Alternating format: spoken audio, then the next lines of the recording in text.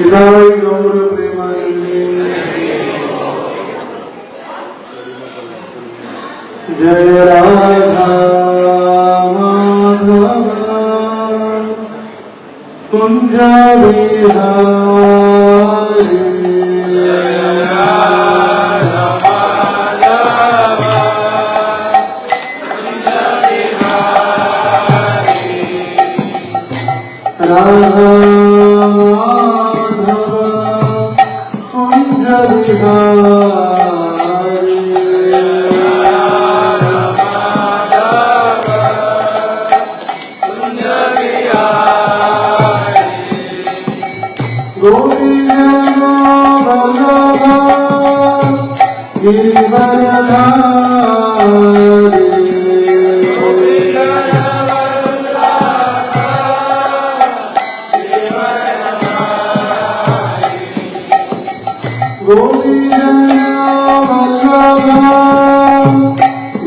राधा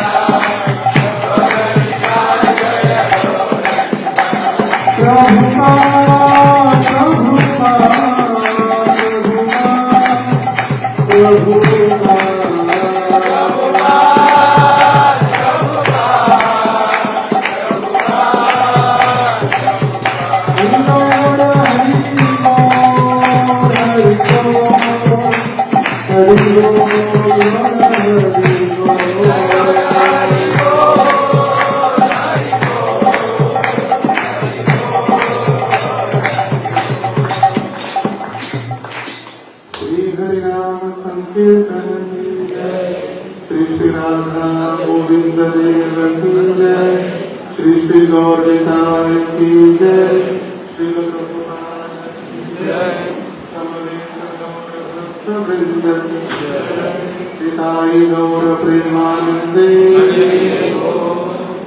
ओम नमो भगवते वासुदेवाय। भगवते वासुदेवाय। ओम नमो भगवते वासुदेवाय।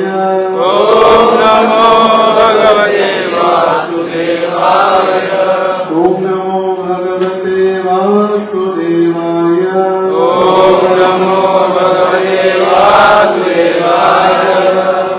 ओम ज्ञानतिमिरान्धस्य ज्ञानाञ्जनशलाकया चक्षुरुन्मीलितं येन तस्मै नमो विष्णुपादाय कृष्णपृष्ठाय भूतले श्रीमते भक्तिवेदांत स्वामी इति नामिने। नमस्ते सारस्वते देवे गौरवाणी प्रचारिणे निर्विशेष शून्यवादी पाश्चात्य देशकारिणे। श्री कृष्ण चैतन्य प्रभु नित्यानंद श्री अद्वैत गदाधर श्रीवासादि गौर भक्तवृंद। हरे कृष्णा कृष्णा कृष्णा हरे हरे, हरे राम राम राम हरे हरे।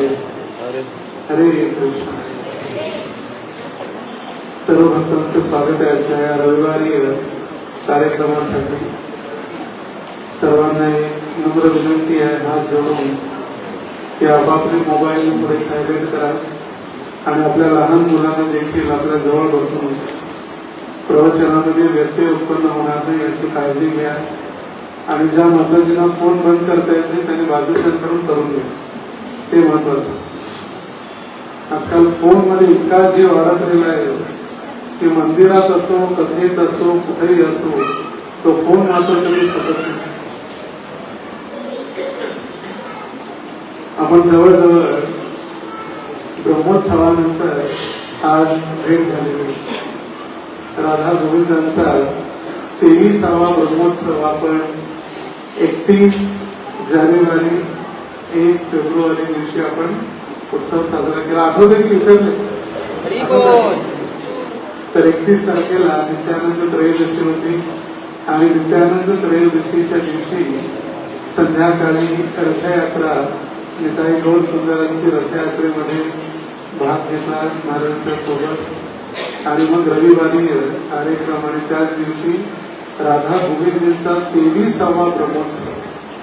23 वर्ष पूर्ण झाली मंदिरात। मराठवाड्यातील पहिलं मंदिर आणि इतके आकर्षक भगवंत पुणे आहे का एवढं सुंदर? 23 वर्षानंतर पण आम्ही सुंदर आहे पुणे। 23 वर्षापुढे जर तुम्ही तरुण असेल सुंदर असेल पण आज 23 वर्षानंतर त्यांचं वय 50 झालेलं असेल आणि सुंदरता कमी झालेली असेल, पण भगवंत जे नित्य नवायमान आहे त्यांची सुंदरता कधीही कमी होत नाही। उलट भक्तांच्या सेवेने त्यांची सुंदरता त्यांचं तेज त्यांचं आकृष्ट वाढत जातं आणि वाढत जातं। असा कुठेही कार्यक्रम होत नाही। आपण जे साजरे करतो कार्यक्रम दसरा दिवाळी एकादशी, पण आंबा महोत्सव द्राक्ष महोत्सव फक्त आपल्याच मंदिरात होतो। जे भगवंतांसाठी जेही फळं असतील फुलं असतील जे काही तयार होईल त्याचा उपयोग भगवंतांच्या सेवेत होतो। आणि आज इतके सुंदर द्राक्ष महोत्सव जिकडं तिकडं फक्त द्राक्ष। तर आज रविवारी या कार्यक्रमामध्ये जशी पूर्व सूचना दिली की आपण आज हनुमानजींविषयी ऐकणार आहोत. हनुमानजींची भक्ती. 26 मार्च रोजी आपण रामनवमी साजरी केली. प्रभू रामचंद्रांचा आविर्भाव. त्या ठिकाणी श्रीमान संतदास गुरूंची कथा देखील झाली.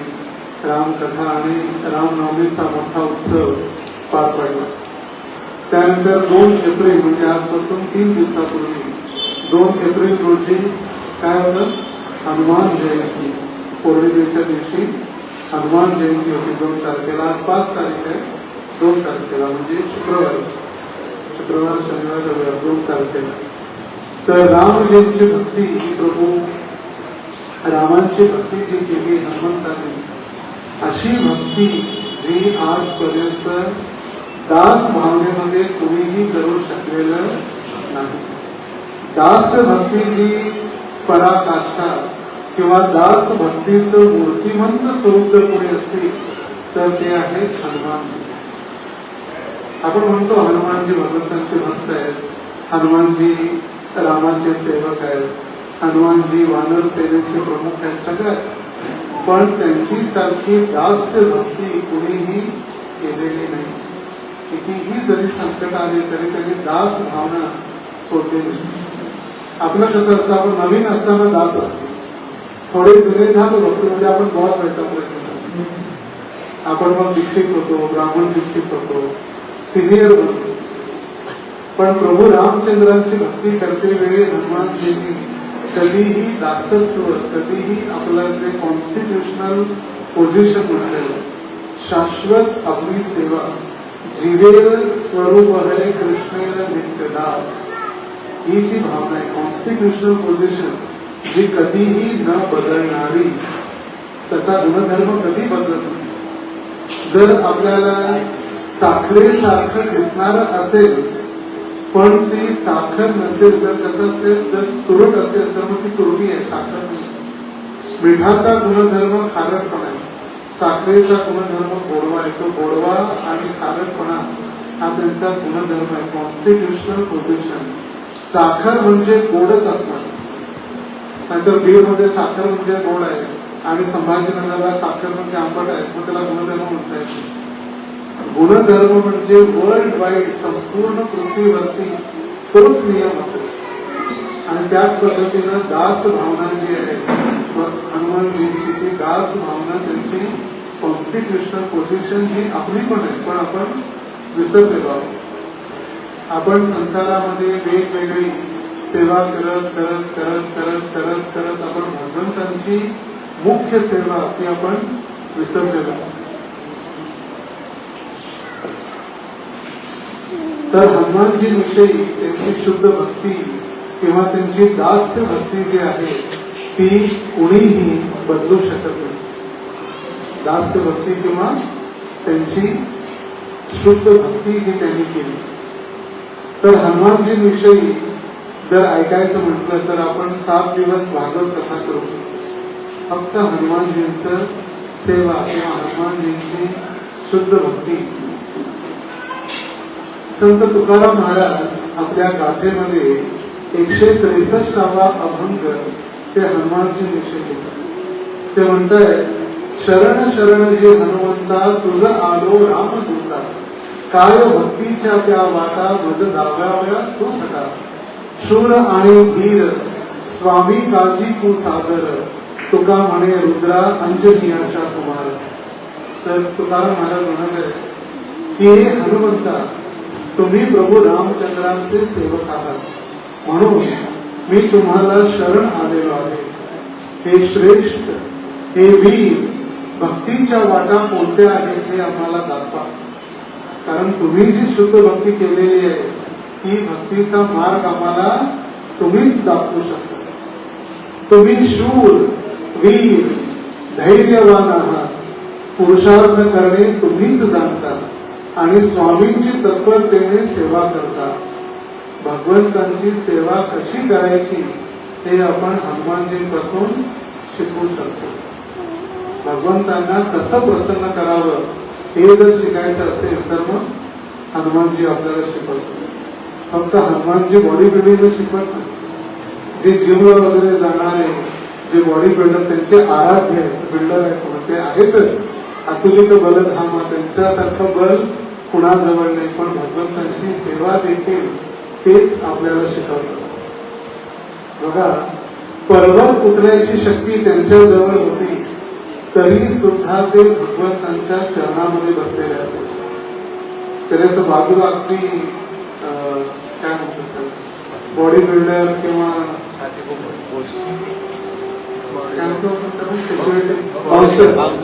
बाउन्सर सारखे थांबले नाहीत, अगदी चरणामध्ये. आजही भगवंतांचे विग्रह इथं आहेत, सीताराम, लक्ष्मण, हनुमान. ते काल आज रामनवमीचं सीझन चालू आहे.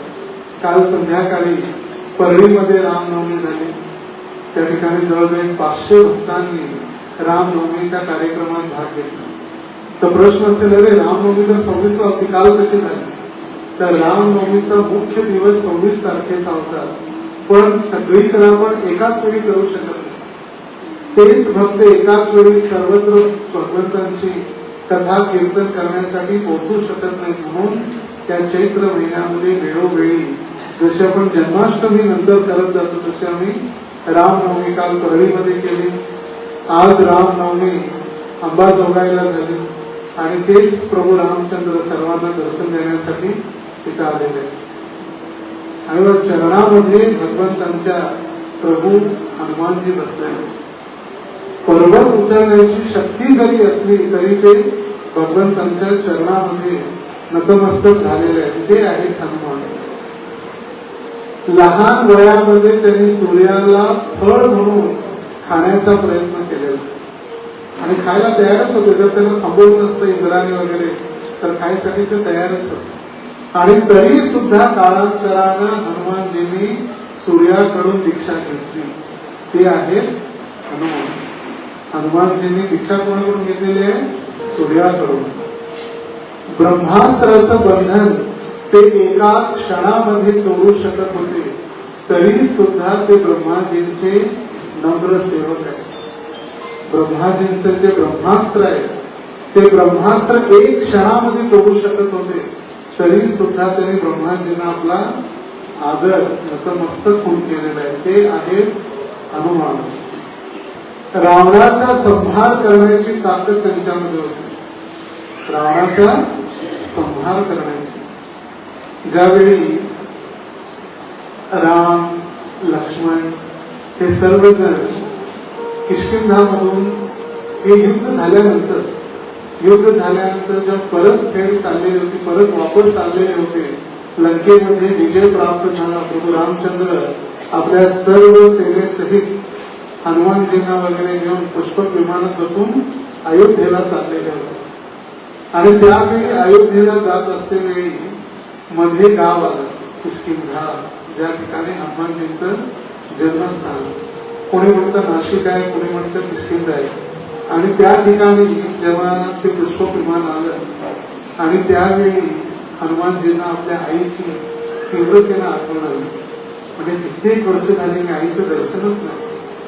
तरी प्रभू रामचंद्रांजवळ इच्छा व्यक्त केली, म्हणजे सीता माता माझ्या मातेप्रमाणे पण जन्म देणारी माझी आई, तिचं दर्शन घ्यायची इच्छा आहे. म्हणजे चला जाऊ आपण. आणि थांबले. आणि त्यावेळी त्यांची माता हनुमानजींची आई जननी ती आपल्या मुलाचं शक्ती प्रदर्शन किंवा शक्तीबद्दल बोलत होती. म्हणजे माझा मुलगा किती शक्तिशाली, म्हणजे काय गरज पडली माझा मुलगा असते वेळी तुम्हाला इतकं पूल बांधा, लंकेत जा, युद्ध करा, मेघनाथ कडून लक्ष्मणाला कष्ट प्राप्त झालं, त्याच्यासाठी संजीवनीचा पर्वत उचलून काय करायचं एकटा केला. आणि त्यावेळी रामाला आणि सीताला काय वाटलं नाही, पण लक्ष्मणाला वाटायचं जरा आई जास्तच सांगायला, जरा आई जास्तच बोलायला. म्हणजे काय वानर आहे, हनुमानजी आहे, ठीक आहे, शक्ती आहे, पण एवढं चढवून सांगायची काय गरज आहे, भगवंतांसमोर होते. आणि त्यावेळी ती आई अंजनी त्या एका पर्वतावर गेली. पर्वतावर गेल्यानंतर तिच्या स्तनातून एक थेंब दूध, किती एक थेंब दूध ज्यावेळी त्या पर्वतावर पडला, तो पर्वत अगदी दुभंगल्यानंतर त्याच्यातून अगदी उष्ण अशा ज्वालामुखी बाहेर पडू लागली आणि संपूर्ण आकाशात सगळे काळे ढग निर्माण झाले आणि अगदी भयंकर अशी परिस्थिती उत्पन्न झाली. तो पर्वत फुटला अक्षरशः आणि ज्वालामुखी बाहेर आले त्याच्यातून एक थेंब दुधामुळे. आणि त्यावेळी अंजनीनं सांगितलं, म्हणजे हे एक थेंब दूध आहे आणि ते दूध पिऊन हा माझा मुलगा मोठा झालेला आहे. त्या एक थेंब दुधामुळे पूर्ण पर्वत दुभंगू शकतो, तर मग दूध त्यांनी आपल्या पोटामध्ये धारण केलेले किती शकतो. तर असे हनुमान ज्यांना ब्रह्मास्त्र तोडणं एक क्षण होतं, तरी सुद्धा त्यांनी ब्रह्माजींप्रती कधी अपराध केला नाही. रावणाला वध करण्याची शक्ती होती, तरी सुद्धा फक्त त्यांनी एका रामदूताची सेवा केली. रामदूत त्यांनी सीतेला आरामात उचलून आणलं असतं की मग काय युद्ध करायची आवश्यकता होती. मग परित्राणाय साधूनां विनाशाय च दुष्कृतां, रावणाचा वध कसा झाला असता. आणि म्हणून त्यांनी फक्त शांत राहून जितकं सांगेल तितकं त्यांनी सेवा करण्याचा निर्धार केला. अजर अमर असून सुद्धा ते प्रत्येक वेळी रामाची सेवा करण्यासाठी तयार होते. त्यांना कोणी सांगितलं नव्हतं की बा पगार आहे, तू घे, पगार घे, एवढा रामाची सेवा करणं. अजर अमर आहे, चिरंजीव आहेत. आजही हनुमानजी त्या पृथ्वी तलावरती आहेत, तरी सुद्धा भगवंतांची सेवा करण्यासाठी ते तत्पर आहेत. ते हनुमान फक्त चरणामध्ये बसलेले, गदा घेतलेले ते तर आहेतच, पण इतकी त्यांच्याजवळ शक्ती आहे. तर हनुमानजींचं आध्यात्मिक स्वरूप जे आहे, ते स्वरूप आध्यात्मिक जीवनामध्ये शिवजींना प्रभू रामचंद्राची सेवा करण्याची इच्छा होती. आणि जे शिवजी शंकर भगवंत जे आहेत, त्यांचे 11वे रुद्र म्हणजे हनुमानजी. 11वा रुद्र अवतार किंवा 11वा अवतार शिवजींचा ते म्हणजे हनुमान. तेच वायुपुत्र म्हणून देखील प्रसिद्ध आहे. ज्यावेळी अंजनी माता तपस्या करत होती, आणि ही अंजनी माता पुंजिक स्थला नामक अप्सरा आहे, आणि ऋषी मुनींवरती हसली, वैष्णव अपराध केला, आणि वैष्णव अपराध झाल्यामुळे तिला माकडाचं स्वरूप धारण करावं लागलं. सावधान, आपणही जर वैष्णव अपराध करत असू तर आपल्यालाही माकडाचं रूप धारण करावं लागेल. आणि त्या पुंजिक स्थला अप्सरा त्या वैष्णवांच्या शापामुळे किंवा साधूंच्या शापामुळे ती वानर रूपात बदललेली होती. आणि ती आणि राजा केसरी म्हणजे हनुमानजींचे वडील दोघेही कठोर तपस्या करत होते. कारण त्या राजाला देखील, केसरी महाराजांना देखील श्राप होता की तुम्हाला कधीही संतान प्राप्त होणार नाही, तुम्ही निसंतान असाल असा श्राप होता. मातेला पण श्राप आणि पित्याला पण श्राप. आणि तर भगवंतांची योजना किंवा शिवजींची योजना होऊ शकते. आणि एक दिवस ती तपस्या करत होते आणि अगदी थंडगार वारा आला आणि त्या अंजनी माता जी तपस्या करत होती तिला असं वाटलं की कोणीतरी तिचं आलिंगन करत आहे. विधी मारते लगेच तपस्या तुटलेली म्हणाली, विश्राप देईल, कोण आहे तो माझ्या शरीराचं आलिंगन करत आहे. आणि त्यावेळी वायुदेव प्रकट झाले, म्हणजे मला सर्वांना स्पर्श करायचा अधिकार आहे. म्हणजे मला आलिंगन दिल्यासारखं का वाटलं. म्हटले एक संदेश आहे, शिवजींचं जे रुद्र रूप जे आहे ते तुमच्या गर्भामध्ये ठेवण्यासाठी मला आदेश प्राप्त आहे शिवजींचा. तुम्हाला गर्भाधान संस्कार जो आहे गर्भामध्ये पोचवायसाठी.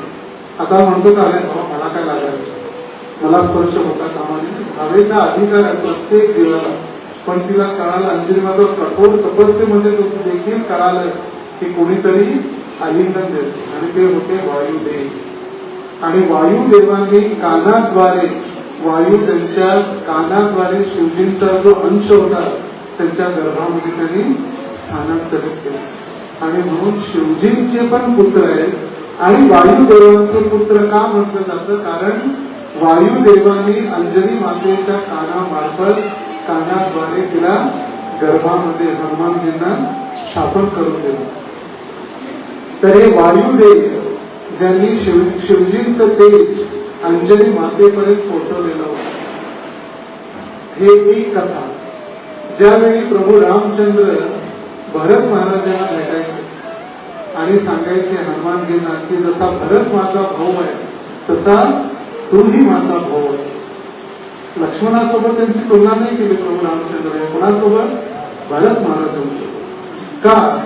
कारण ज्यावेळी अयोध्यापती राजा दशरथ पुत्र प्राप्तीसाठी पुत्र कामेष्टी यज्ञ करत होते त्यावेळी यज्ञातील एक केरीचा भाग जो कुणाजवळ होता? भरत महाराजांची आई कोण?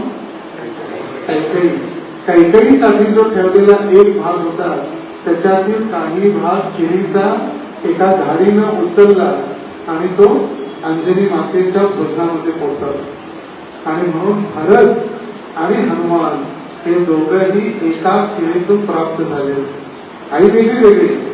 भरत महाराजांची आई कैकेयी आहे, हनुमानजींची आई अंजनी आहे. आणि म्हणून प्रभू रामचंद्र म्हणतात जसा भरत माझा भाऊ आहे तसंच तूही माझ्या भावाप्रमाणे आहेस.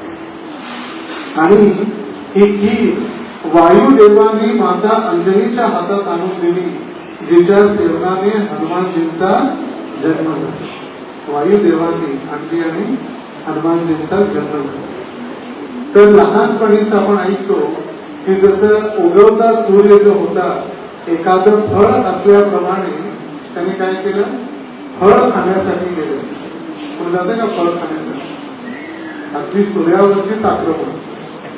आणि ते सूर्यालाच फळ म्हणून गिळण्याचा त्यांनी प्रयत्न केला. तर त्यावेळी इंद्रांनी त्यांच्या हनुवटीवरती प्रहार केला. वज्र प्रहार. म्हणजे मूर्खासारखं कार्य करू कोणी लिखू तर हनुवटीवरती प्रहार केला म्हणून त्यांचं नाव झालं हनुमान.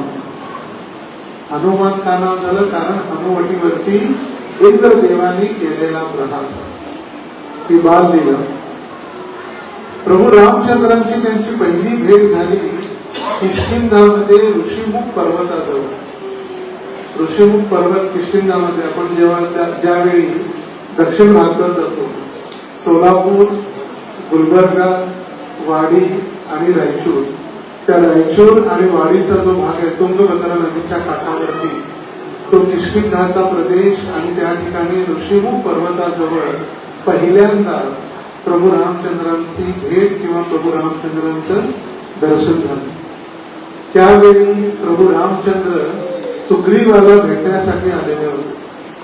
आणि सुग्रीव हे राजा होते, किष्किंधाचे राजा. पण त्यांचा भाऊ बालीनं जबरदस्तीनं अधर्मानं त्यांचं राज्य बळकावलेलं होतं आणि सुग्रीवाची पत्नी बळकावलेली. आणि त्यावेळी सुग्रीवांनी आपली खंत सांगितली प्रभू रामचंद्रांना. आणि त्यावेळी हनुमानजी पहिल्यांदा प्रभू रामचंद्रांवरती बोलले, त्यांचं दर्शन झालं आणि तेही संस्कृत भाषेमध्ये. आणि म्हणून ते अगदी बुद्धिमान आहेत. त्यावेळी प्रभू रामचंद्र म्हणाले हे सुग्रीव तुझा जो सेवक आहे किंवा तुझा सेनापती हा कपी हा वानर जो आहे किती बुद्धिमान. मनोजवम मारुत तुल्य वेदम बुद्धिमताम वरिष्ठम. जे बुद्धिमान लोक आहेत त्यांच्यामध्ये सर्वश्रेष्ठ जर कोणी असतील तर ते हनुमान आहे. आणि संस्कृत भाषेमध्ये त्यांचा वार्तालाप होत होता.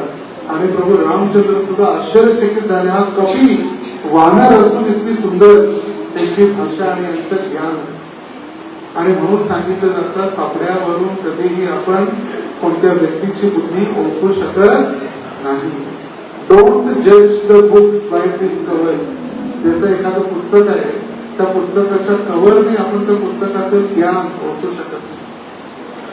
आणि म्हणून चाणक्य पंडित म्हणतात मूर्खोपी शोभते तावत सभाया वस्त्र वेष्टिता. एक मूर्ख व्यक्ती आहे चांगले कपडे घालून सभेमध्ये येऊन बसला पण जेव्हा तो तोंड उघडणार तेव्हा कळेल की पंडित आहे की मूर्ख आहे. पंडितासारखे कपडे घालून हुशार माणसांसारखे आपण आलो पण आपली बुद्धीनुसार कळतो जेव्हा तो बोलतो व्यक्ती. म्हणून आपण कपड्यावरून किंवा बाहेरील गुणावरून कधीही कोणाची भक्ती कोणाचं ज्ञान आपण मोजू शकत नाही. जेव्हा आपण पंढरपूरमध्ये जातो त्यावेळी नामदेवांची एक पायरी आहे आणि समोरच चोखामेळांची समाधी देखील आहे. चोखामेळा म्हणतात ओस डोंगा बरी रस नोहे डोंगा काय भुललासी वर दिया रंगा. ओसा डोंगा बरी रस नोहे डोंगा म्हणजे जरी ऊस जरी वाकडा तिकडा असला तरी त्याचा रस वाकडा असतो. ते रस कसा असतो? गोड असतो. चोखा डोंगा परी भाव नोहे डोंगा काय भुललासी वर दिया रंगा. जरी चोखा मेळा वाकडा असेल, शरीर व्यंग असेल, पण त्याची जी हृदयाची भावना जी आहे ती वाकडी नाही. भाव त्याचा शुद्ध भाव आहे आणि म्हणून चोखा मेळा भगवंतांचे एक शुद्ध भक्तांमध्ये मोजले जाते. आणि म्हणून फक्त आपण ते वानर होते, ते माकड होते, फक्त त्यांनी भगवंतांना जिंकून दिलं ते तर आहे, पण बुद्धिमान देखील होते. त्यांचे गुणधर्म किती आहे? अगदी ज्ञानी असलेले बुद्धां सगळ्या बुद्धिमानांमध्ये सर्वश्रेष्ठ. आणि ऋषीमुख पर्वतावरती जेव्हा त्यांनी आपली ओळख सांगितली किंवा त्यांनी आपली ओळख करून दिली तेव्हा त्यांनी हे नाही सांगितलं की मी एवढा मोठा व्यापारी आहे, मी एमटेक झालेलो आहे, मी इंजिनियर आहे, मला लाखो रुपये पगार आहे, माझी प्रॉपर्टी आहे, गाडी आहे. ना एवढं सगळं असून जर बालपणी सूर्याला गिळून टाकणारा असू शकतो. संस्कृत व्याकरण विशारद, इतकी शक्ती, मनाप्रमाणे धावणारी त्यांची गती, तरी सुद्धा ओळख करताना त्यांनी सांगितलं मी कोण आहे? दासो अहम. प्रभू रामचंद्र मी तुमचा दास आहे. आणि ही आपली शाश्वत ख्याती किंवा शाश्वत सेवा आहे. असं नाही की आपण दीक्षा झाली, ब्राह्मण दीक्षित झालो म्हणजे आपण सिनियर म्हणतो, दास राहत नाही, आपण बॉस म्हणतो ना. शाश्वतता राहणं, शाश्वत सेवा म्हणजे आपण दास आहोत. ज्यावेळी हनुमानजींचे जे गुण आहेत त्या गुणांविषयी जर आपण ऐकलं तर सगळ्यात पहिला आपण ऐकलं ते कसे आहेत? बुद्धिमंत आहेत. बुद्धिमंतांमध्ये सर्वश्रेष्ठ, विनम्रता, इतकं सगळं असून देखील ते भगवंतांच्या चरणाशी बसतात. भगवंतांच्या बाजूला उभे राहू शकले असते, लक्ष्मणांच्या बाजूला जर उभे राहिले असते त्यांना कुठे पण नको म्हणता असते. इतकी सेवा केली तरी सुद्धा चरणामध्ये. ब्रह्मचर्य, इंद्रियांवरती ताबा. ब्रह्मचर्य या शब्दाचा अर्थच आहे की इंद्रियांवरती नियंत्रण. तपसः ब्रह्मचर्येण शमेन च दमेन च त्यागेन सत्य शौचाभ्याम यमेन नियमेन वा. तर ब्रह्मचर्य शब्दाचा खरोखर जर अर्थ असेल तर आपल्या इंद्रियांवरती नियंत्रण प्राप्त करावे. तर असे कठोर ब्रह्मचर्य त्यांनी पालन केले आणि त्यांच्यासारखा ब्रह्मचारी कुणीही झालेला नाही. फक्त घरात राहणारे ब्रह्मचारी नसतात. कधी कधी काही बोलतात आम्ही पण घरात राहतो, तुला कुठून झालं आमचं, पण ब्रह्मचारीच आहे. ब्रह्मचारी म्हणजे गुरुच्या आश्रमामध्ये भगवंतांच्या प्रसन्नतेसाठी आणि गुरुच्या प्रसन्नतेसाठी. ब्रह्मचारी गुरुकुले वसंतांतो गुरुर्हितम आचरण दासवत्नी जो सुबे सुदृढ संवर्धन. ब्रह्मचारी गुरूंच्या आश्रमामध्ये गुरूंच्या प्रसन्नतेसाठी जातो. आणि जर त्या दिवशी भिक्षा मागायची, ब्रह्मचाऱ्यांसाठी एक सेवा काय करायचं? भिक्षा मागायची गृहस्थांच्या घरात. आणि भिक्षा मागून आणल्यानंतर पूर्ण 100% कमिशन माझ्या बाजूला काढून ठेवतो, भूक लागली तर नंतर खातो नाही. जे असेल ते पूर्णपणे देणं गुरूंना. आणि जर त्या दिवशी जर गुरूंनी बोलवलं नाही प्रसादासाठी तर उपवास. वर्णन नाही. आणि कसं काय आजकाल एकाच वेळी जर चुकून एखादी भाजी 2 दिवस लगातार खात असेल तर कंप्लेंट येते ब्रह्मचारी, आणि तीच खायचं त्या 4 दिवस. पण पूर्ण त्या दिवशी उपवास. त्यानंतर त्यांची भक्ती. प्रत्येक श्वासात प्रभू रामचंद्रांचं नाव, प्रत्येक श्वासामध्ये. धैर्य. ज्यावेळी ते समुद्र ओलांडत होते त्यावेळी आलेली संकट, मोठी सुरसा असो, सिंहिका असो, त्यांनी अगदी चतुराईनं ते पूर्णपणे त्यांनी पार पाडले. अगदी चतुराई. त्यांच्याजवळ असलेली शक्ती, नम्रता आणि प्रामाणिकता प्रभू रामचंद्रांना प्रसन्न करण्यासाठी.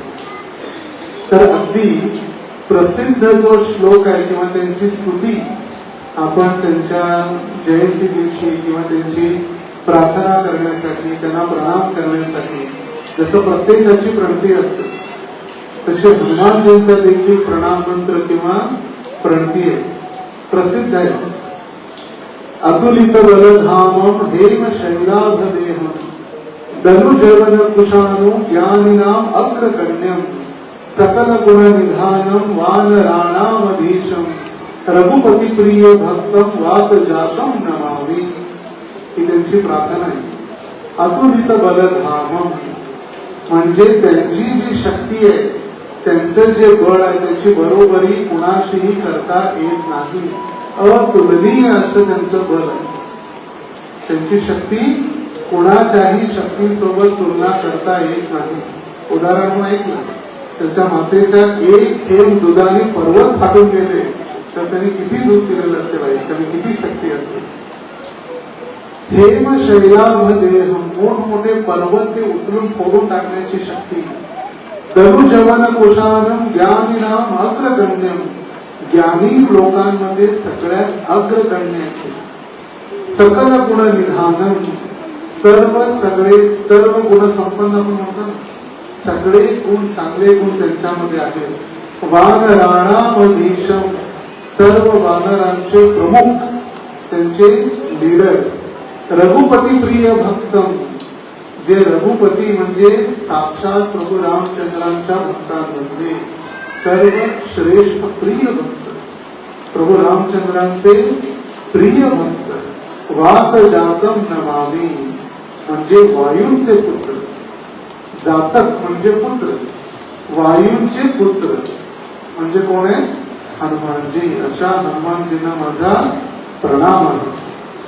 आणि त्यावेळी जसं आपण ऐकलं की त्यांची सुरुवात किंवा पहिली भेट ऋषमुख पर्वताजवळ ज्यावेळी झाली प्रभू रामचंद्राबरोबर, त्यावेळी ते लक्ष्मण, प्रभू रामचंद्र लक्ष्मणासोबत कुठं आलेले होते? सीतेचा शोध घेण्यासाठी. आणि त्यावेळी सगळ्यात पुढाकार घेऊन हनुमानजींनी जे सुग्रीवाचे सेनापती आहेत त्यांनी त्यांची सेवा करण्यासाठी थोडंही विचार केलेला नाही. असं नाही म्हणजे तुमची बायको हरली तुम्ही स्वतः आम्हाला काय. भगवंतांच्या कोणत्याही आदेशाचं पालन करण्यासाठी सदैव तत्पर असलेले. ज्यावेळी त्यांना सांगण्यात आलं की पूर्णपणे 100 योजन ते जाऊ शकत होते, पण त्यांनी आपल्या कलेचा, आपल्या शक्तीचा कधीही अभिमान कधी दाखवलेला नाही. जांबवंतांनी ज्यावेळी त्यांना सांगितलं म्हणजे उठ, तुझ्याजवळ शक्ती आहे, तू जाऊ शकतो लंकेला, 100 योजन तू आरामात पार करू शकतो. ते आपल्याला शिकवत आहेत. आपल्यालाही आध्यात्मिक जीवनामध्ये आपल्याकडे कितीही कला असल्या, कितीही शक्ती असली तरी जांबवंतांनी जसं त्यांना जाग केलं तसं आपल्याला देखील गुरूंची आवश्यकता आहे. आपण आपल्या शक्तीने भगवंतांची प्राप्ती करू शकत नाही. आपल्याला वाटेल नाही की फार सुंदर आहे, माझ्याजवळ आध्यात्मिक शक्ती आहे, माझ्याजवळ पैसा आहे, सगळं माझ्याजवळ, काय गुरूंची आवश्यकता. पण ती कला आणि जी शक्ती, जे काही आपल्याकडे स्किल्स आहेत, त्या सगळ्या भगवंतांच्या सेवेत कशा आपण लावू शकतो, हे सेवेत लावणारे आपले कोण आहे? गुरुजनांचे. आणि हे आपल्याला ते शिकवतात. जेव्हा त्यांना सांगितलं की तुम्ही जा आणि सेवा करा, तर जांबवंत त्यांच्या शिक्षा गुरुप्रमाणे राहिले आणि त्यांनी त्यांच्या आदेशाचं पालन केलं. मैना पर्वत ज्यावेळी तो म्हणाला विश्रांतीसाठी माझा उपयोग करा, विश्रांती घ्या, मैना पर्वत म्हणाला. आणि त्यावेळी हनुमानजी म्हणाले राम काजू किनू बिनु मोही कहा विश्राम.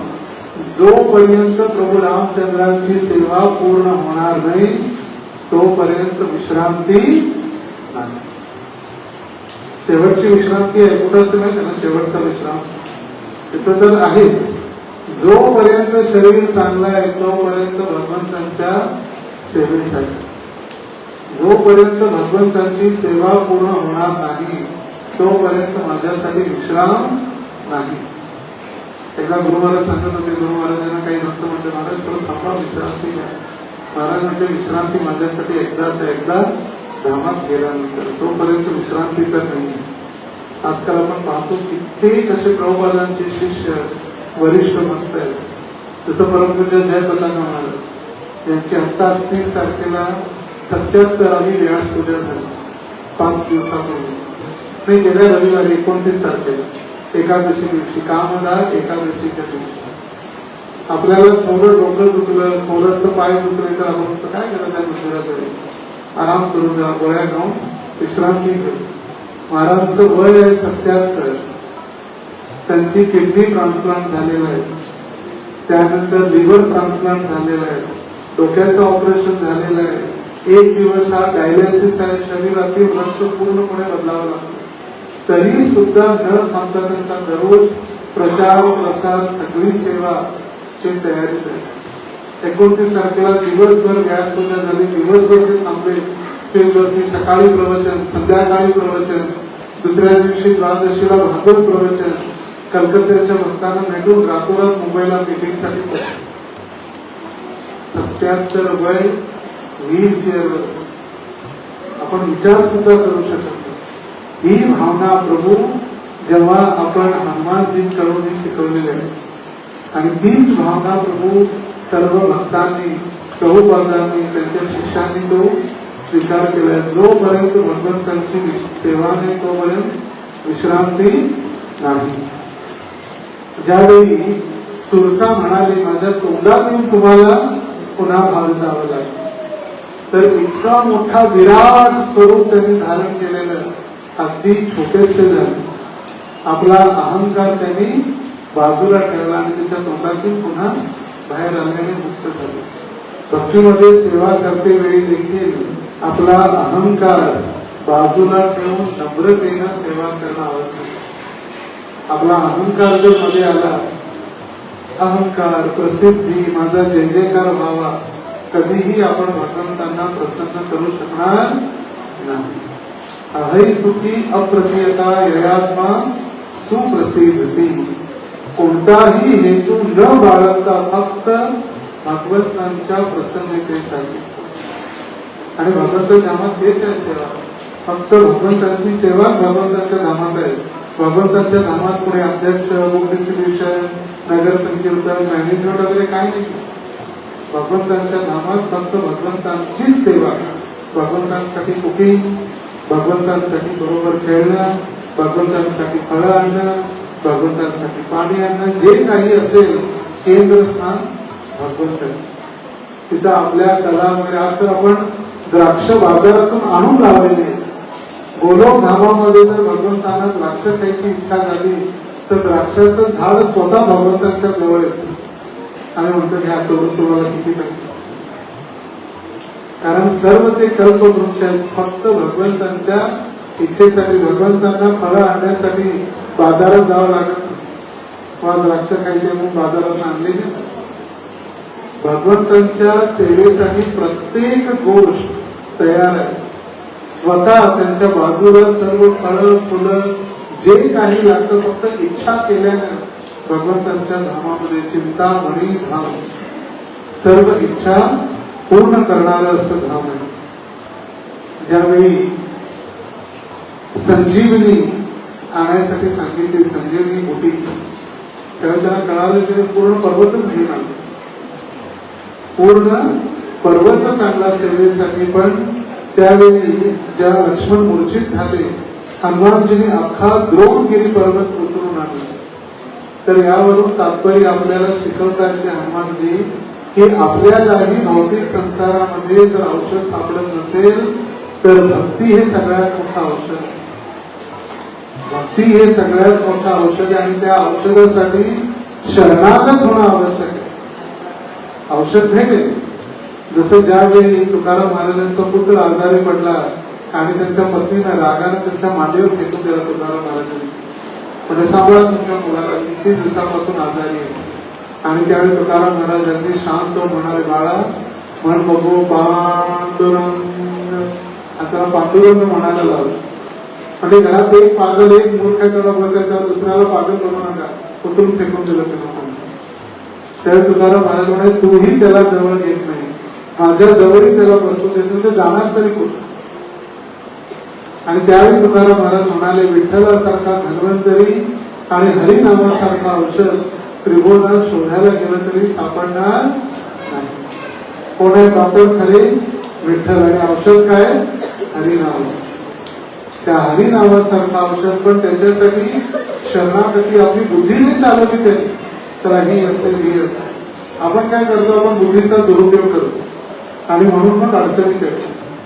पूर्णपणे गुरूंच्या शरणागत जाऊन जसं सांगतील त्याप्रमाणे जर आपण सेवा केली, पूर्णपणे शरणागत जर आपण झालो, तर निश्चित रूपानं आपल्याला ही भौतिक जगातून मुक्त होण्याचं औषध आपल्याला गुरुजन प्रदान करतील.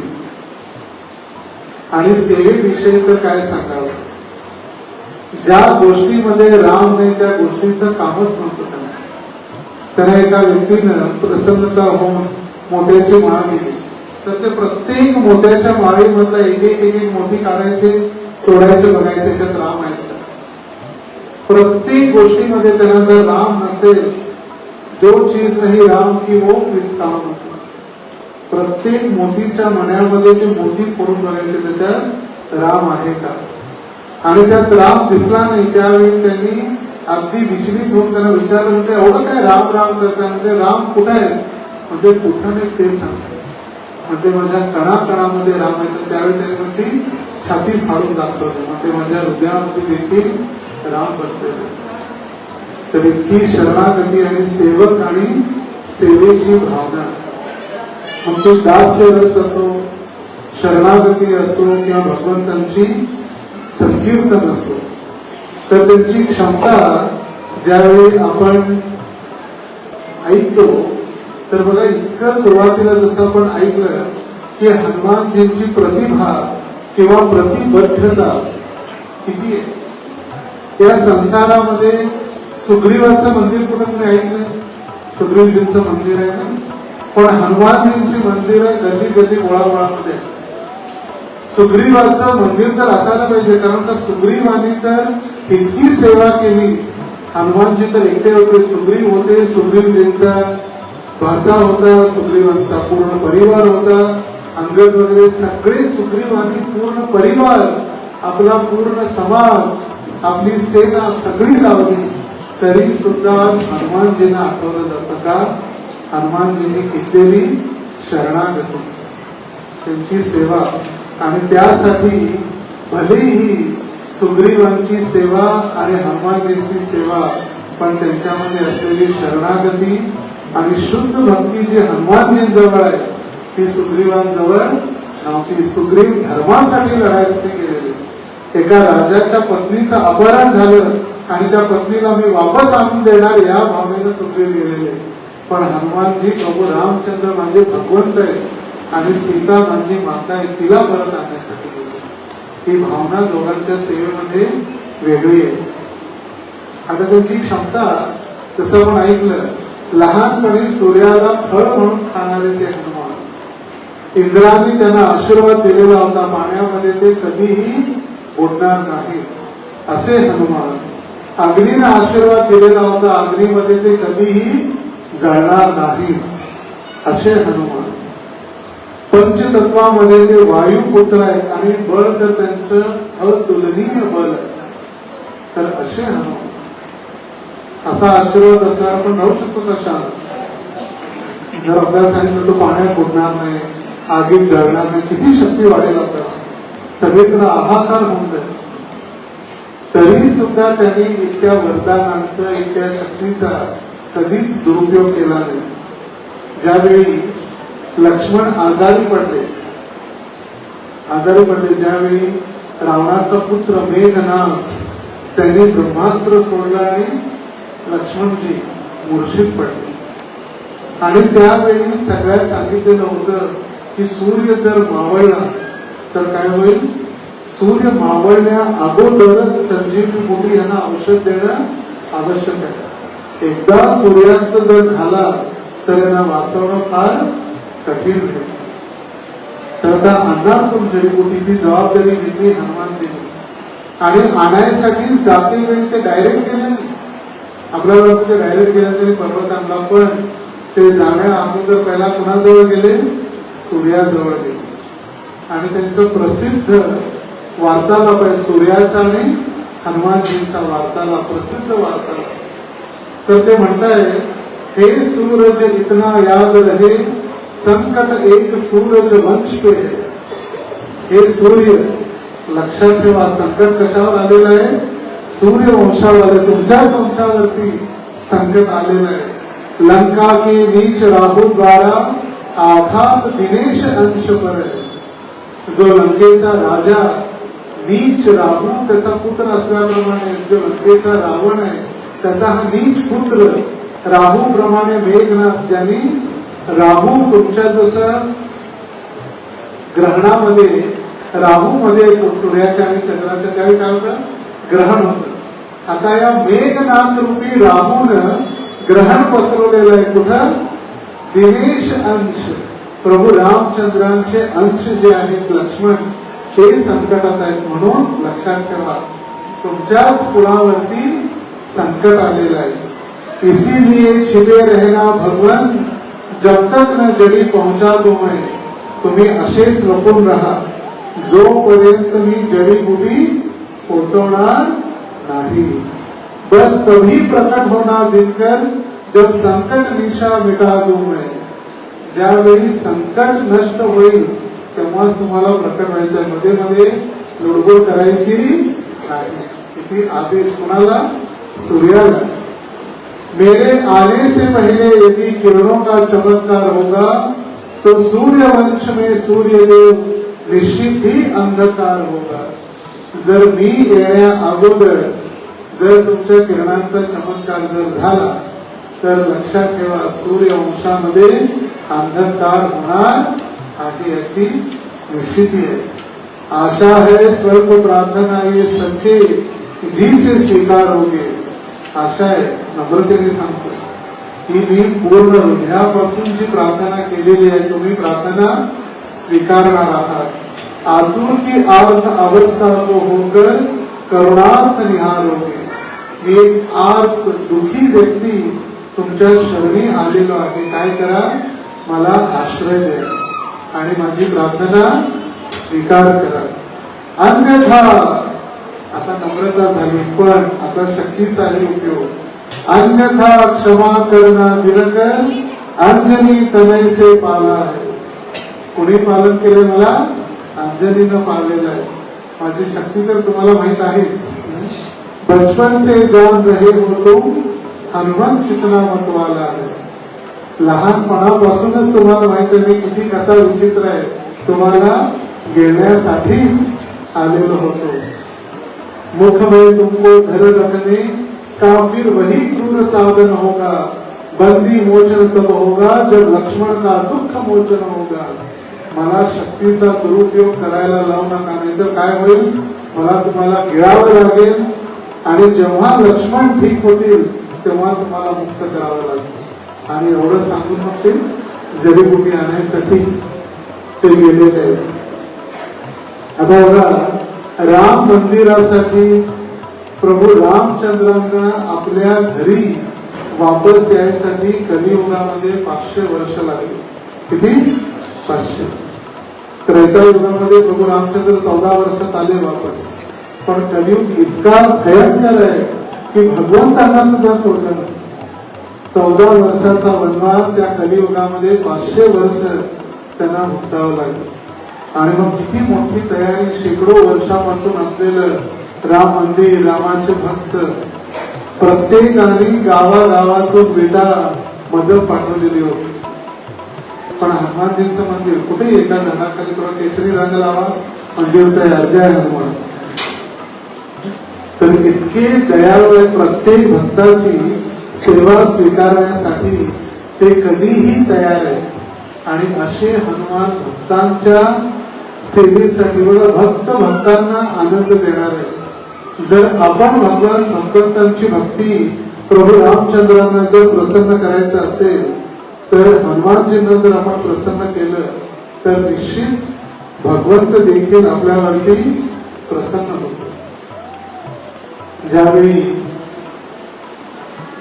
प्रभू रामचंद्र जिंकले, रावणाचा वध केला, अयोध्येला परत आले, विजयादशमीला विजय झाला, दिवाळीला प्रभू रामचंद्र अयोध्येत वापस आले. दिवे लावून सर्वांनी त्यांचं स्वागत केलं. दिवाळी झाली, प्रभू रामचंद्रांचा राज्याभिषेक झाला आणि सर्वजण आपापल्या घरी परतू लागले. उत्सव झाला, मोठा उत्सव ज्याच्यासाठी आलेले होते, राज्याभिषेक तोही झाला. सुग्रीव किष्किंधाला परतले. ज्यावेळी विभीषण परत जात नव्हता, विभीषणाला म्हणते भगवान तूही जा, सांभाळ लंका. म्हटले नाही, लंकेवरती अधिकार भगवंता तुमचाच आहे, तुम्हीच चला. भगवान म्हणते नाही, आता अयोध्या सोडणं माझ्यासाठी शक्य नाही, मी अयोध्या सोडणार नाही, मी तर सांभाळणार. म्हटले मग राज्याचं काय? म्हटले तुम्ही राज्य सांभाळा. म्हटले मग मी जाऊन एकटा करणार काय तुमचं? एक तर तुम्ही चला, नाही तर तुमच्या बरोबरचे तुमचे विग्रह जे आहेत ते विग्रह मला द्या. म्हटले ते तुमचे फॅमिली विग्रह ते कसे देणार? अनंत शेष शय्येवरती नारायणचे विश्राम करणारे रंगनाथ स्वामी जे श्रीरंगामध्ये आहेत, त्यांची सेवा प्रभू रामचंद्रांनी केलेली आहे. ब्रह्माजींनी जनक महाराजांना दिलेले ते विग्रह दशरथ महाराजांना, तर ते दशरथ महाराजांनी त्यांची सेवा केली आणि फॅमिली कुटुंबामधून कौटुंबिक परंपरेतून आलेले ते विग्रह कोण कोण गेले आपल्यापैकी श्रीरंगाला? रंगनाथ भगवंतांचं दर्शन. इतके मोठे भगवंत, जितका आपला टेम्पल हॉल आहे तितके विग्रह असे झोपलेले एका शाळीग्राम शिलेमध्ये तयार झालेले इतके मोठे भगवंत. ते म्हणजे हे त्या म्हटले आता काय करू? म्हणजे एक तर तुम्ही चला, नाहीतर ते भगवंतांची मूर्ती दे. प्रभू रामचंद्र ठीक आहे, भगवंतांना त्यांचा मूर्ती घेऊन गेले विभीषण, आणि जातेवेळी त्यांनी रंगनाथ क्षेत्राजवळ ठेवले, ते तिथंच आहे. आणि एक भगवंत विष्णू मूर्ती आहे जी दक्षिणेकडे पाहत आहे, कारण दक्षिणेला काय? श्रीलंका. लंकेसाठी विभीषणावरती त्यांचं लक्ष आहे. विभीषणाची सेवा स्वीकारण्यासाठी ते रंगनाथ आहे. तर विभीषणाला देखील राज्य दिलं, तेही गेले, सुग्रीव गेले, जितकेही लाखो करोडो वानर सेना, प्रभू रामचंद्रांचे पार्षद जांबवान सगळे गेले, पण हनुमानजी जायचं नाव घेणार. कित्येक महिने झाले जायचं नाव नाही. आता घरात जर कोणी अतिथी आला लग्नासाठी किंवा वास्तुशांतीसाठी, घराचं उद्घाटन झालं, महिना झाला तरी जायला चिंता वाटून झाला. तर प्रभू रामचंद्रांना देखील चिंता वाटू लागली, हनुमानजी जायचं नाव घेत नाही. एक दिवस रात्रीच्या वेळी त्यांनी सीता मातेला विनंती केली. म्हटले सीता, माझी एक विनंती आहे. म्हटले काय? म्हटले हनुमानजीला वापस पाठवा, म्हणजे जाऊन सांगत त्याच्या गावी वापस किष्किंधा किंवा तिथं तो होता सुग्रीवासोबत त्या ठिकाणी त्यांना पाठवून द्या. सीता माता म्हणजे भगवंता क्षमा कर. म्हणजे त्यांनी मला माता स्वीकार केलेला आहे, मला आई म्हणून त्यांनी माझी सेवा केली, माझा त्यांनी शोध लावला, आणि एका मुलाला मी आई रूपानं त्याला घरातून हाकलून घालू शकणार नाही. हे तुमच्या कुळामध्ये असेल, तुमच्या कुळामध्ये तुम्हाला वनवासाला पाठवलं, तर मी माझ्या मुलांना कधी वनवासाला पाठवणार नाही. जानकी वैदेही लगेच तिने दशरथ महाराजांना संबोधित केलं. म्हणजे तुमच्या कैकेयीचं ऐकून तुम्हाला वनवासात पाठवलं, पण ज्यांनी मला माता स्वीकारलं मी त्याला पाठवणार नाही. भगवंतांना काय बोलणार? दुसऱ्या दिवशी भगवंतांनी भरतला सांगितलं. म्हणजे भरत एक काम कर, म्हणजे सांग हनुमान त्यांना जायसाठी. त्यावेळी भरत म्हणाले, भगवंता ज्यावेळी तुम्ही अयोध्या सोडली, वनवासासाठी निघून गेला, त्याच दिवशी मी अग्नी चिता तयार केलेली होती.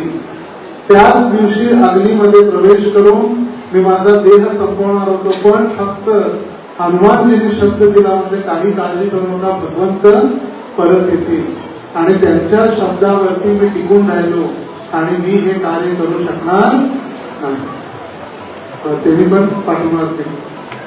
त्यानंतर भगवंतांनी लक्ष्मणाला सांगितलं, लक्ष्मणा तू तर माझा खास आहे अगदी, आजपर्यंत सगळ्या आदेशांचं पालन केलेलं आहे आणि तू आज माझे आज्ञेचं पालन कर. हनुमानजींना सांग काहीतरी फळ वगैरे घ्या आणि जा सेवा करायचं.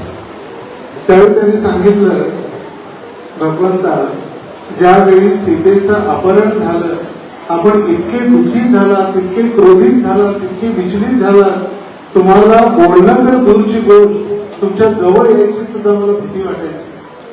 आणि संपूर्ण तो काळ दंडकारण्यामध्ये फक्त सगळ्यात जवळचा माझा मित्र होता हनुमान, आणि त्यांच्या सोबतच मी माझं जीवन व्यापन केलेलं आहे. आणि राहायची तर दूरची गोष्ट, ज्यावेळी माझ्यावर आघात झाला मेघनाथचा, मी मूर्छित पडलो, मला वाचवणारा सुद्धा कोण आहे? हनुमान आहे.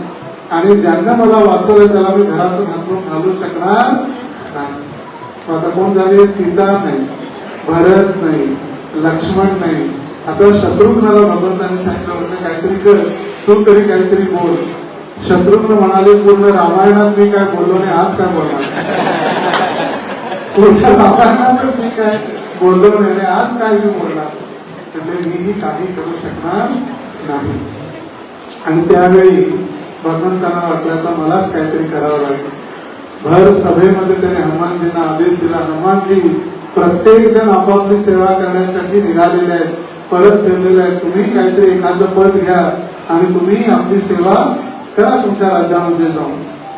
आणि त्यावेळी हनुमानजी म्हणाले, भगवंता मला आठवते तुम्ही म्हणाला होता की सुग्रीवापेक्षा डबल दुप्पट सेवा मी केलेली आहे, आणि मला सुग्रीवाला तुम्ही एक पद देऊन त्याला राजा बनवलं, जर मी दुप्पट सेवा केलेली असेल तर मला 2 पद लागतील. रामचंद्र घाबरले, म्हणजे याच्या पण मनात काय लोभ उत्पन्न झाला की काय, ह्याला पण लोभ झाला, हा पण एक्स्ट्रा मागायला लागला, ह्याच्या पण काय भ्रष्टाचार चालू झाला की काय. म्हणजे 1 पद द्यायचे ते मी 2-2 पद. म्हणजे ठीक आहे, काय पाहिजे 2 पद. लगेच ते तिथं होते सभेत, चरणापाशी आले, दोन्ही चरण पकडले, म्हणजे मला भौतिक पद नाही, मला हे 2 पद पाहिजे, तुमचे चरण पद पाहिजे.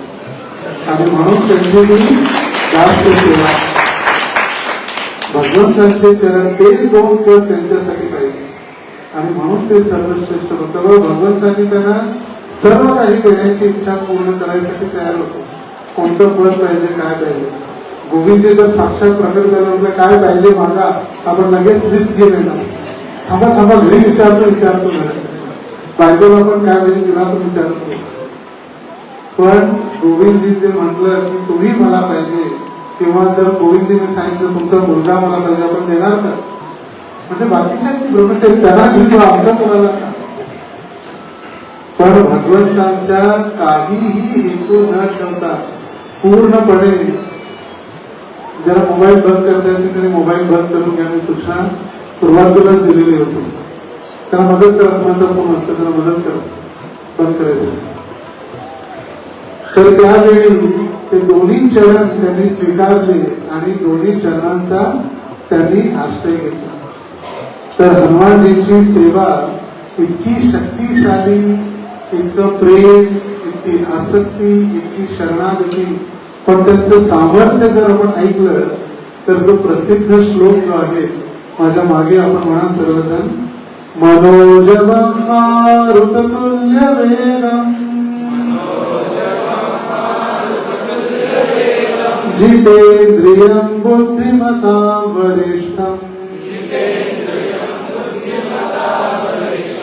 वातात्मजं वानरयूथमुख्यं श्रीरामदूतं शरणं प्रपद्ये.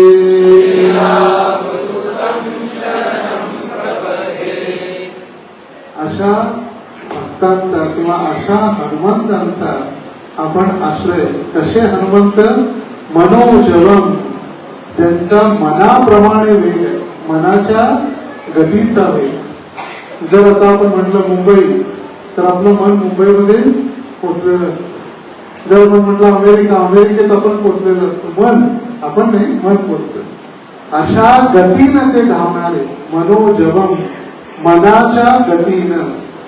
मारुततुल्य वेगम, आणि जर जशी हवा जशी वादळाप्रमाणे जाते तशी त्यांची गती आहे. मनोजवम मारुत तुल्य वेगम, हवेप्रमाणे ज्यांचा वेग आहे.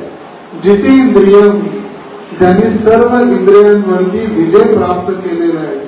बुद्धिमताम वरिष्ठम, ज्यांची बुद्धिमान लोकांमध्ये सर्वश्रेष्ठ ते आहेत. वातात्मजम, वात आत्मज, आत्मज म्हणजे पुत्र, वात म्हणजे वायू, वायुदेवांचे ते पुत्र आहेत. वानर युथ मुख्य, संपूर्ण वानर सेनेचे प्रमुख, कमांडर इन चीफ, सगळ्यांचे कोण आहेत? प्रमुख आहेत. श्रीराम दूतम, रामाचे ते दूत आहेत. अशा रामदूतांना मी काय जातो? शरण जातो. शरणम प्रपद्ये. तर थोडक्यात अर्थ याचा असा आहे की मनाप्रमाणे वेगवान, वाऱ्याप्रमाणे वेग असलेले, इंद्रियांवर ज्यांनी विजय प्राप्त केलेला, बुद्धिमतांमध्ये अग्रगण्य, पवनपुत्र, वानर सेनेचे प्रमुख श्री रामदूतांना आपण शरण जात आहोत. शास्त्रात सांगितलेलं आहे, जर हा श्लोक आपण कंठस्थ केला, दररोज आपण कंठस्थ म्हणजे बायहार्ट ज्याला म्हणतो, बाय हार्ट, हृदयापासून जर म्हटलं तर आपली ही जी संसारामध्ये असलेली भीती आणि संकटापासून आपली मुक्ती होऊ शकते. भक्तीमध्ये संकट तर आहेतच आपल्याला. कोण म्हणते संकट विशिष्ट आधार गोविंद देव,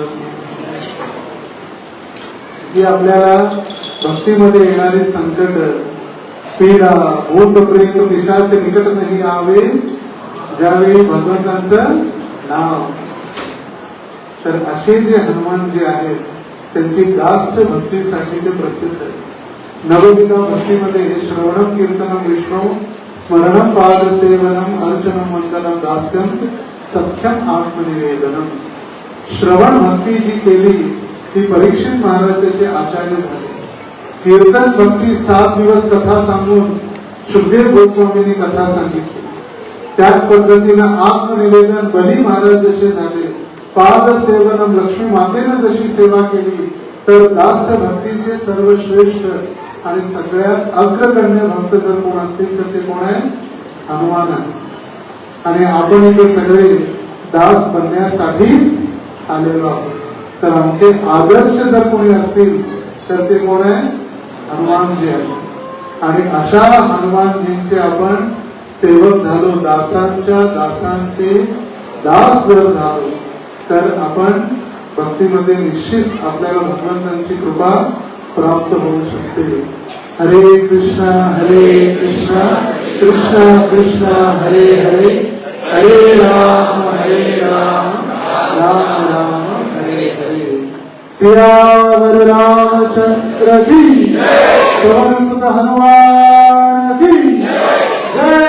श्री राम, जय श्री राम, जय श्री राम, जय श्री राम. बस हो गया काम. तसं करून म्हणतात आपण जेव्हा रामाचं नाव घेतो सगळी काम आपले सफल पूर्ण होते. आणि अशा भगवंतांचे जे शुद्ध सेवक दास, त्यांची जी जयंती झाली हनुमान जयंती 2 तारखेला, आणि त्यांच्याविषयी आपण आज श्रवण केलं. तर कुठेही हनुमानजी दिसले किंवा हनुमानजींचं दर्शन झालं, आपण त्यांना निश्चित प्रार्थना करू शकतो. ज्या दास भावनेने इतकी तुमच्याजवळ शक्ती, बुद्धिमत्ता, तुमचं वैराग्य, ज्ञान इतकं असून सुद्धा तुम्ही दास भावनेने जी सेवा केली त्याचा एक बिंदू जरी आपल्याला प्राप्त झाला तरी आपलं जीवन यशस्वी होऊ शकतं. श्री श्री राधा गोविंद देव की जय. श्री श्री गौर निताई की जय. श्री प्रभुपाद की जय. काही दिवसांपूर्वी टेम्पोला पर्यंत होता, कमी पडू लागला, थोडा वाढवला. आता तोही कमी पडू लागला, फक्त बाहेर बसला रस्त्यावर. आता आम्ही विटलांपुन्हा एक्सटेंड करावं लागेल. तर इतक्या मोठ्या संख्येनं आपण या दर रविवारी कार्यक्रमामध्ये आपण उपस्थित होत असतो. तर सर्वांनी मंदिराच्या सेवेसाठी काही ना काहीतरी सेवा जबाबदारी घेणं आवश्यक आहे. जसं काही माताजी भगवंतांच्या हार बनवण्याची सेवा आहे, त्याचा कृपाच आहे. हार बनवण्याचा ग्रुप राजभोग आहे. पण प्रत्येकाने काही ना काहीतरी सेवा करणं, सेवा केल्यानंतरच मग आपल्याला मेवा भेटणार आहे. भक्तीचा मेवा, खायचा मेवा नाही, भक्तीचा मेवा. तर प्रत्येकानं येन केन प्रकारेण आपण सक्रिय, भक्ती निष्क्रिय नाही, भक्ती कशी आहे, सक्रिय. आणि त्या सक्रियतेमध्ये भगवंतांची भक्ती करणं आवश्यक आहे. आपण दर रविवारी येतात, चांगली गोष्ट आहे. दर रविवारी पिक्चरला न जाता, बाहेर फिरायला न जाता आपण मंदिरात तरी येतात. पण थोडं लवकर येऊन कथेमध्ये भाग घेणं आवश्यक आहे. कथेमध्ये प्रसादासाठी तर आवश्यक आहे. काही भक्तांना विचारलं म्हणजे प्रभूजी तुम्ही प्रसादसाठी थांबले. प्रभूजी प्रसाद पण प्रभूचं साक्षात दर्शन आहे. प्रभूंचे साक्षात दर्शन, प्रसाद, तो प्रसाद पण आहेच महत्वाचा. पण कथा प्रसाद जो आहे, कर्णरंध्रेनं कानाच्या द्वारे हृदयात जाऊन आपलं हृदय शुद्धीकरण करणार आहे. आपल्या जीवनामध्ये जे नष्ट अभद्र आहेत ते अभद्र गोष्टी नष्ट करणारी ही कथा आहे. तर सर्वांना विनंती आहे, कथेमध्ये आपण उपस्थित व्हा. वेगवेगळे सत्संग कार्यक्रम मंदिराच्या वतीने आयोजित केले जातात. शहरामध्ये पण आहेत, तालुक्यामध्ये सुद्धा आहेत. केज, अंबाजोगाई, नेकनूर, वडवणी, परळी, वेगवेगळ्या ठिकाणी सत्संग, त्याची माहिती मंदिराच्या भक्तांकडून आपले पाहुणे, आपले नातेवाईक, मित्रमंडळी, त्यांना तिथं आपण मंदिराच्या सत्संगामध्ये जोडू शकतो. आता येत्या उन्हाळ्यामध्ये उन्हाळी शिबिराचं आयोजन कृष्णाप्रभू करतात दरवेळी मंदिराच्या वतीने, त्यामध्ये भाग घेऊ शकतात. आता येणारा सगळ्यात मोठा उत्सव आज आहे 25 दिवसांनी 30 एप्रिल रोजी नरसिंह भगवंतांचं प्राकट्य आहे. नरसिंह भगवान की स्तंभे सभायाम मृगम नमामि. भक्त प्रल्हादाचं रक्षण करण्यासाठी स्तंभातून जे प्रकट झाले त्याची सेवा आहे, यज्ञ सेवा आहे, प्रसादाची सेवा आहे, मंदिर मार्जन सेवा आहे, फुलं भगवंतांचं शृंगार करणं सेवा आहे. तर एक प्रकारे आपली भगवंतांची सेवा चालू ठेवणं. तर जेव्हा आपण सेवेमध्ये नियुक्त होतो त्यावेळी आपला संबंध भगवंतांशी जोडला जातो. मंदिर तर भरपूर आहेत. प्रभुपादांना विचारलं एका व्यक्तीने, जे आमचे संस्थापक आहेत, एका रिपोर्टरने विचारलं, स्वामीजी हजारो मंदिर आहेत भारतात, काय मंदिर बनवायची गरज आहे? त्यापेक्षा दवाखाना उघडा, शाळा उघडा, लोकांना पाणी पाजा, शाळेत ज्ञान द्या, जेवायसाठी द्या, काय गरज आहे मंदिराची? स्वामीजी म्हणाले, जगामध्ये इतकी मुलं रस्त्यावरती फिरणारे भिकारी वगैरे आहेत, त्यांना बाळगा की तुम्ही कशाला जन्म देता मुलांना? इतकी मुलं आहेत रस्त्यावर, कुणालाही घ्या बाळगा. त्यामुळे माझा संबंध आहे तसा भगवंतांशी संबंध माझा आहे. हे कधी होईल जेव्हा आपण त्यांची सेवा करू. आणि जेव्हा आपण भगवंतांच्या सेवेमध्ये लागणार त्यावेळी आपला संबंध भगवंतांशी जोडला जातो. म्हणून सर्वांना विनंती आहे, आपण या इतक्या मोठ्या संख्येने आला, धन्यवाद आहे. पण प्रत्येकाने एक प्रकारेनं भगवंतांशी आपला संबंध जोडायचा. आणि जेव्हा आपण भगवंतांशी संबंध जोडू त्यावेळी आपला संबंध हनुमानजींशी जोडला जाईल आणि प्रभू रामचंद्रांशी. सियावर रामचंद्र की जय, पवन सुत हनुमान की जय.